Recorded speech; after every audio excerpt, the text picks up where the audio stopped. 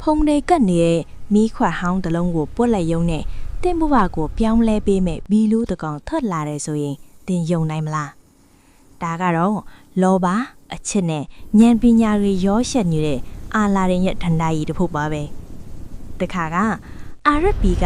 မြို့လေးတစ်မြို့မှာအာလာရင်ဆိုတဲ့စင်းရဲသားကောင်လေးတစ်ယောက်ရှိခဲ့ပါတယ်။ဒီနေ့မှာမော်ဆရာကြီးတစ်ယောက်က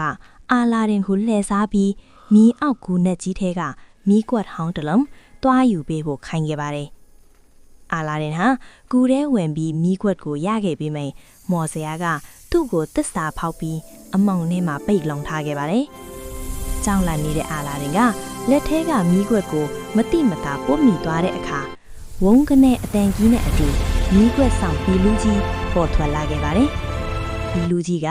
အာလာရင်ကိုလိုရာဆူတောင်း၃ချက်ဖေးစည်းပေးမယ်လို့ပြောခဲ့ပါတယ်။ပထမဆူတောင်းနဲ့အာလာရင်ဟာမင်းသားတစ်ပါးဖြစ်လာခဲ့ပြီးဒုတိယဆူတောင်းနဲ့မင်းသမီးလေးရဲ့အချစ်ကိုရရှိခဲ့ပါတယ်။ဒါပေမဲ့မော်ဆရာကြီးကမီးကွက်ကိုပြန်ခိုးယူပြီးအာလာရင်ကိုဖမ်းဆီးခဲ့ပါတယ်။အဲ့ဒီအချိန်မှာအာလာရင်ဟာမော်မရှိတော့ပေမဲ့ကိုယ်ပိုင်ဉာဏ်ပညာနဲ့ရဲစွမ်းတတိကိုအသုံးပြုပြီးမော်ဆရာကြီးကိုအနိုင်ယူနိုင်ခဲ့ပါတယ်။နောက်ဆုံးမှာတော့အာလာရင်ဟာနောက်ဆုံးဆူတောင်းအနေနဲ့မီးခွဲဆောင်ဘီလူကြီးကိုလွတ်လပ်ခွင့်ပေးခဲ့ပါတယ်